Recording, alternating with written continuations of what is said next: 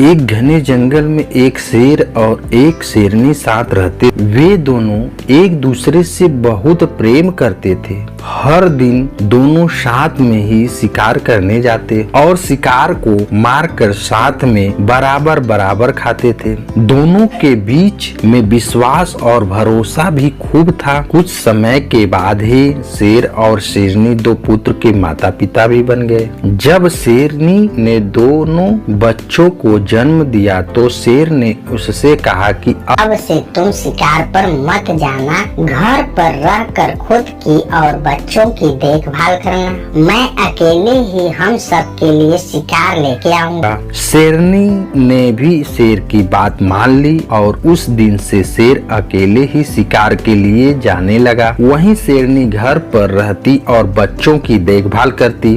बदकिस्मती से एक दिन शेर को कोई भी शिकार नहीं मिला। थक हार कर जब वह खाली हाथ घर की तरफ जा रहा था तो उसे रास्ते में लोमड़ी का एक बच्चा अकेले घूमता हुआ दिखाई दिया। उसने सोचा आज उसके पास शेरनी और बच्चों के लिए कोई भोजन नहीं है तो वह इस लोमड़ी के बच्चे को ही अपना शिकार बनाएगा। शेर ने लोमड़ी का बच्चा पकड़ा लेकिन वह बहुत छोटा था, जिस वजह से वह उसे मार नहीं सका। वह उसे जिंदा ही पकड़कर घर लेकर चला गया। शेरनी के पास पहुंचकर उसने बताया कि आज उसे एक भी शिकार नहीं, रास्ते में उसे यह लोमड़ी का बच्चा दिखाई दिया तो वह उसे ही मारकर खा जाए। शेर की बातें सुनकर शेरनी ने कहा, जब तुम इस बच्चे को नहीं मार पाए तो मैं कैसे इसे मार सकती हूँ। मैं इसे नहीं खा सकती, इसे भी मैं अपने बच्चों की ही तरह पाल पोस कर बड़ा करूँगी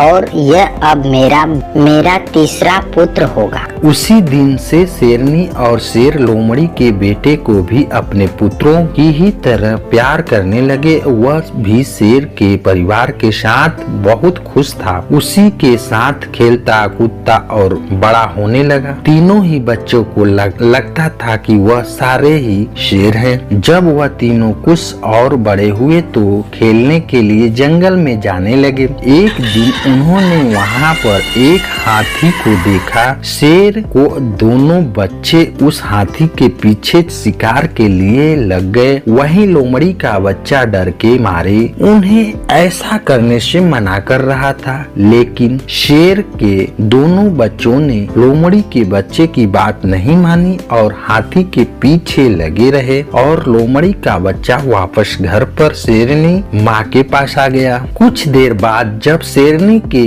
दोनों बच्चे भी वापस आए तो उन्होंने जंगल वाली बात अपनी माँ को बताई। उन्होंने बताया कि वह हाथी के पीछे गए लेकिन उसका तीसरा भाई डर कर घर वापस भाग गया। इससे सुनकर लोमड़ी का बच्चा गुस्सा हो गया। उसने गुस्से में कहा कि तुम दोनों जो खुद को बहादुर बता रहे हो, मैं तुम दोनों को पटक कर जमीन पर गिरा सकता हूँ। लोमड़ी के बच्चे की बात सुनकर शेरनी ने उसे समझाया कि उसे अपने भाइयों से इस तरह की बात नहीं करनी चाहिए। उसके भाई झूठ नहीं बोल रहे बल्कि वे दोनों सच ही बता रहे हैं। शेरनी की बात लोमड़ी के बच्चे को अच्छी नहीं लगी। गुस्से में उसने कहा, तो क्या आपको भी लगता है कि मैं डरपोक हूँ और हाथी को देख डर गया? लोमड़ी के बच्चे की इस बात को सुनकर शेरनी उसे अकेले में ले गई और उसे